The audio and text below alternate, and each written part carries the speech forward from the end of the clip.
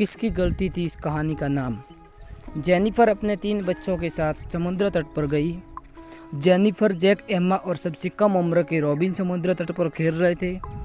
Jennifer ने तब Jack और एम्मा को रॉबिन पर नज़र रखने के लिए कहा और वो आइसक्रीम लेने के लिए चली गई। जब वह लौटी तो डूबने के कारण रॉबिन की मौत हो गई थी। उसने अपने दोनों बच्चों को यह समझाने के लिए कहा कि वे क्या कर रहे थे।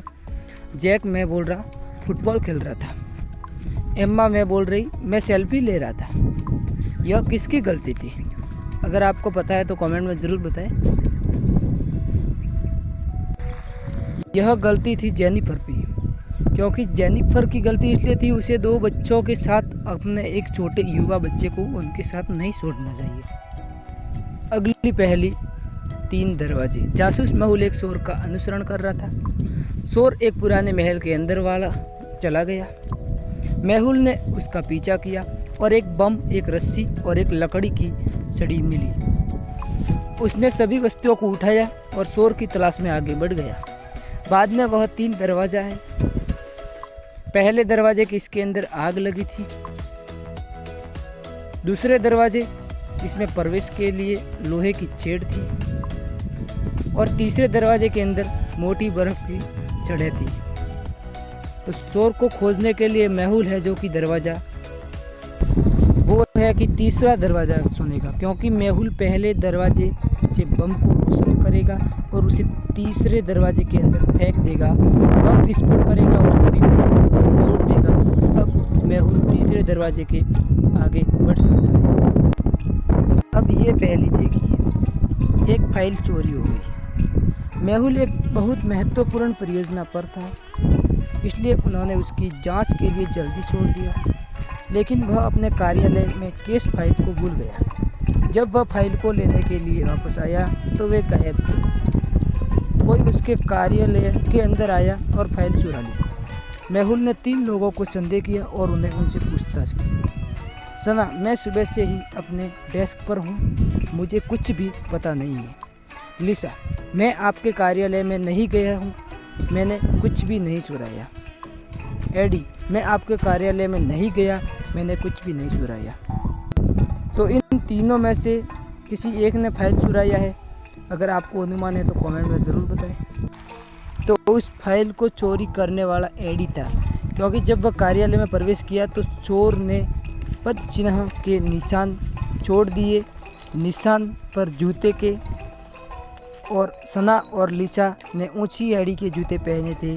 तो वो उसके एडी के पहचानने से वह चोर को पकड़ा गया और उसका असली चोर था वो यही निकला।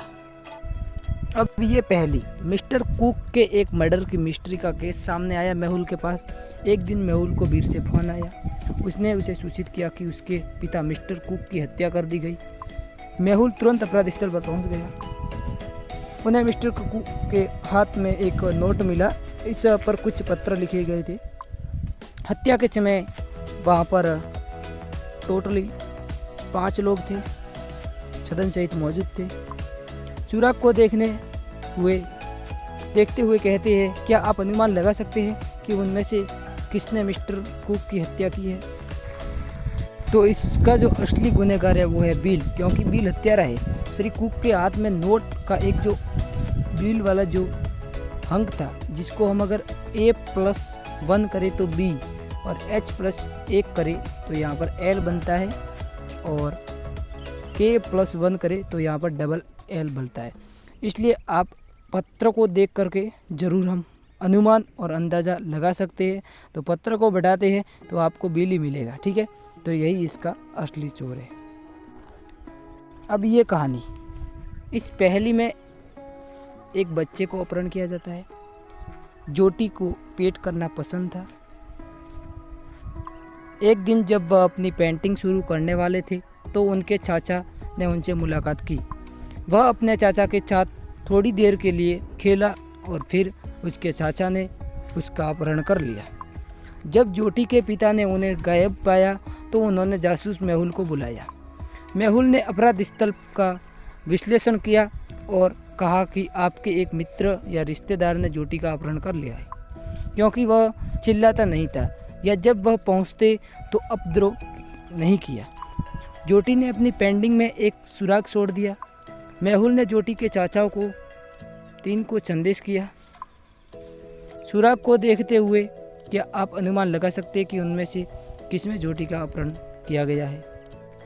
तो इसका असली गुनहगार अपराधी है वो है राम, क्योंकि यदि आप जोटी का जो बनाई गई पेंडिंग को देखते हैं, जोटी और राहुल की दोनों की, ठीक है, तो ये आयत सेब मैंगो है, ये रैम की शुरुआत है, इसलिए उसने जोटी का अपहरण कर लिया था, ठीक है। तो इसका जो असली गुनहगार है वो है राम, क्योंकि आप यहाँ पर जो इसके आगे वाले जो अंग देख सकते हैं ये राम के मेंशन करते हैं।